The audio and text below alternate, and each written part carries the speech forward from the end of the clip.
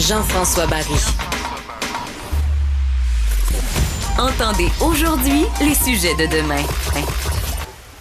Avec Cybèle Olivier, notre journaliste ici qui travaille à Cube et qui participe à plusieurs émissions, on va parler de voyage, mais de voyage planétaire. Oui, c'est ça. Salut. Toi, tu irais-tu sur Mars? Comment je te dirais ça? Moi... Mettons demain, là. Mettons que je te dis, j'aime pas prendre l'avion. Ouais. Puis, quand on est allé au Maroc, j'ai trouvé ça long, 6 heures assis. Fait que d'après toi... Je pense que je vais aller sur Mars. Non, je pense que je vais répondre pour toi un gros non. Et surtout, tu vas pas faire la simulation d'aller sur Mars. Moi, c'est de ça que je te parle aujourd'hui. Parce que aller sur Mars, ça, au moins, tu peux rendu. dire à tes amis, à ta famille, dire, je m'en vais sur Mars. Je vais être le premier à aller sur Mars. Mais là, il y en a qui se sont prêtés au jeu de faire comme s'ils allaient sur Mars. Ben oui, parce que le moment où va arriver, où on va pouvoir aller sur Mars. Il y a la NASA qui prépare, qui prépare des missions pour se dire qu'on va y aller, possiblement qu'un astronaute va pouvoir y aller au courant de la décennie de 2030. Il y a Elon Musk avec SpaceX qui dit aussi qu'il veut envoyer des gens là-bas. Donc, on sait que ça s'en vient. Mais il faut se préparer à y aller. Il faut savoir c'est quoi les conditions. Une fois qu'on est rendu là-bas, est-ce qu'on est capable de se nourrir? Est-ce qu'on a des problèmes sur notre corps? Comment on peut composer avec ça? Donc, c'est la NASA qui a réuni une équipe de 4 scientifiques qui ils les ont mis dans une base complètement fabriquée de toutes pièces, imprimée en 3D. Ils les ont mis là-bas pendant 378 jours. Il était 4. Et c'est ce que vous voyez à l'écran. C'est une vidéo de la NASA donc, qui avait diffusé à ce moment-là. Là. C'est toute la base qui se fait imprimer. On parle parce que dans le fond, les gens qui arrivent là-bas vont devoir se faire imprimer, mettons, des maisons, des affaires comme ça. Ils vont partir avec... C'est pas spécifié. C'est comme ça que ça va fonctionner. Non, ça se peut pas. C'est bien trop gros. L'idée là-dedans, c'est de se dire, si on a une base martienne, vous risquez de pas vivre dans grand-chose. Vous allez vivre certains types vous allez rencontrer des pressions particulières. Vous allez pouvoir vous alimenter de manière particulière. Donc là, on est dans une phase de test. Et là, ce que vous venez de voir, c'est petit. On parle de 160 mètres carrés. Ils sont 4 à vivre là-dedans pendant un peu plus d'1 an. Et donc, ça s'appelle la mission... en fait, je veux dire, la station, ça s'appelle Mars Dune Alpha.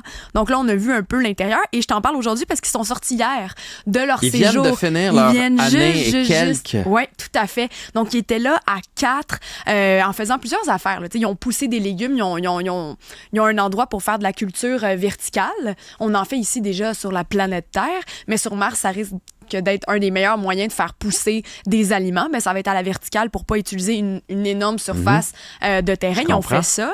Après ça, c'est de voir... Attends, Cybèle, là, tu vas trop vite pour mon petit cerveau. Mais comment ils ont pu recréer, mettons, l'atmosphère de Mars, parce qu'on ne sait pas si ça va pousser les carottes sur Mars. Ouais, parce que les carottes, il y a besoin de soleil. Ça, tu m'en poses une bonne. Je veux dire, ma blonde, elle plante un jardin chaque année, puis il y a moitié des affaires qui ne poussent pas. Mais je l'imagine mal sur Mars. Ben non, je sais bien, mais dans leur simulation, avec des chambres de compression, avec la modification de certains types de pression à des endroits particuliers, sont capables d'imiter comment ça pourrait se passer. Mais surtout, c'est de vivre l'expérience. Est-ce qu'on peut s'alimenter qu'en faisant ça? Puis surtout, est-ce que la pression, est-ce que le fait de vivre dans des espaces aussi clos, ben ça nous amène trop de pression aussi? Ils ont même fait en sorte que les 4 scientifiques, qui sont pas des astronautes, mais qui sont des scientifiques, quand même la différence, elle est là, parce que les astronautes, plus tard, ils vont pouvoir le faire, mais souvent, sont entraînés pour d'autres missions avant. Mais ils les faisaient communiquer avec leur famille comme ils le feraient sur Mars, donc des temps très longs avant de pouvoir communiquer avec le monde. Tu sais, t'es là un an, parce que, mais mettons, tu dis ton message le soir, mais avant que ça se rende. Oui, mais ça peut prendre plusieurs jours avant que ta famille puisse répondre. Donc, on les met vraiment dans ces vraies conditions-là et on étudie l'humain dans des conditions martiennes. Donc, c'est à ça que ça servait. Mais pour vrai, ça doit être difficile. Là, parce que, tu sais, bon, ça a l'air beau, là, sur le coup, tu fais, je m'en vais vivre ça. Mais mettons, au bout d'un mois et demi, là, tu t'ennuies de tes enfants. Là. Tu sais que tu as juste à dire hey, je veux sortir. C'est sûr que t'es pas vraiment sur Mars. Si t'es sur Mars, bon, ben, tu peux pas dire ramenez-moi. Mais là, tu peux dire OK, ouvrez la porte là.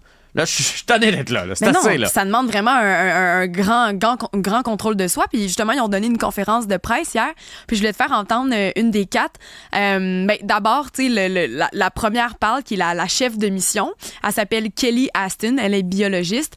Et la conférence de presse part. Puis elle dit bonjour tout le monde. Puis là, elle s'arrête 2 secondes. Elle dit hey, ça fait juste du bien de pouvoir dire bonjour à d'autres personnes que les 3 avec qui je vivais depuis un petit bout. Puis tout le monde avait l'air vraiment reconnaissant reconnaissant.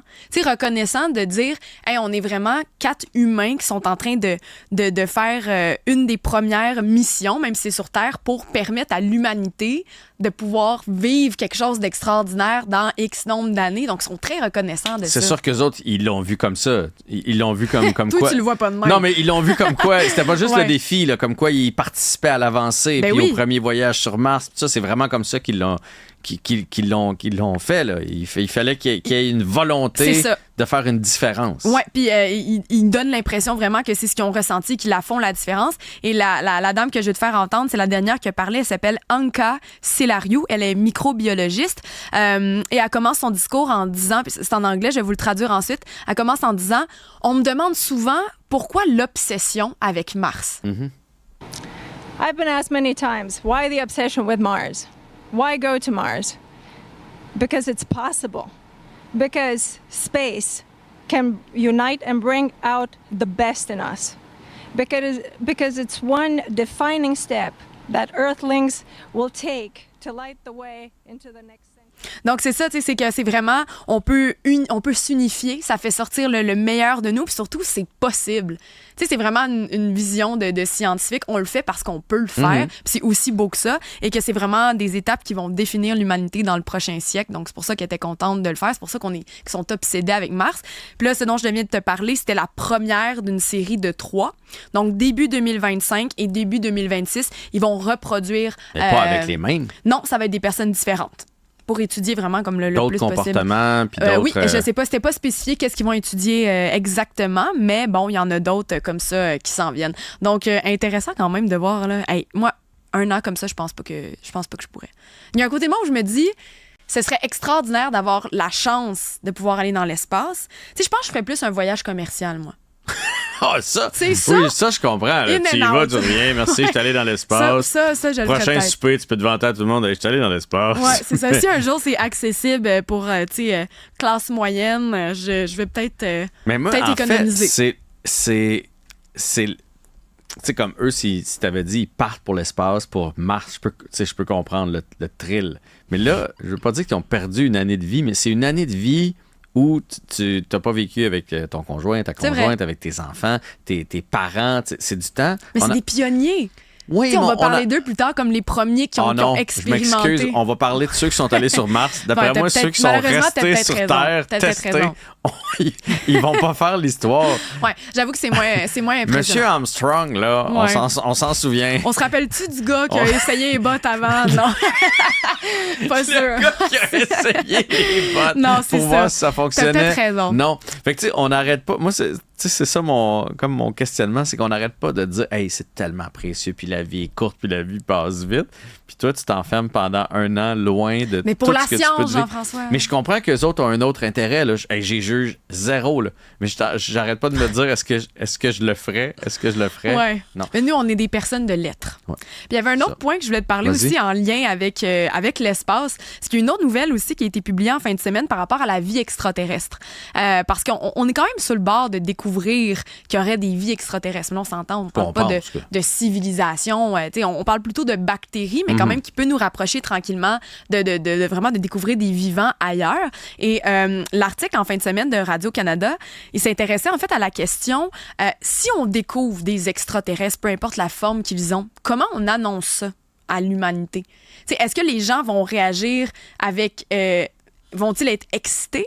Est-ce qu'ils vont avoir peur? Ouais, est-ce qu'on a un plan pour l'annoncer à tout le monde? Il n'y a pas 2 personnes qui vont réagir pareil, on oui, parce que ça, c'est d'ordre mondial. C'est l'humanité terrienne. Là, le continent, où tu habites, ton pays, ta politique, on s'en fout. C'est la Terre versus un autre vivant dans l'espace. Donc, comment on va l'annoncer? Puis Alexandre Moranville... Surtout s'il y a le moindrement... c'est sûr que des bras bizarres. Non, mais c'est une petite larve. Tu fais, bon, OK. Ben c'est ça, t'as pas peur. C'est super, mais bon, on a ici des larves. Mais mettons qu'ils découvrent un animal, un moment donné, ou une sorte de bébite. Là, ça, c'est plus troublant. Mais même une bactérie ou une larve, quelque chose comme ça, tu fais, hey, on veut-tu ramener ça ici? Ben déjà que, tu sais, récemment, ils ont découvert... Récemment, il y a eu la COVID qu'on appelle... Oui, mais ils ont découvert les vieilles bactéries gelées dans l'Antarctique qui datent du temps des mammouths. Puis là, on se dit, hey, imagine ces bactéries-là reprenne vie.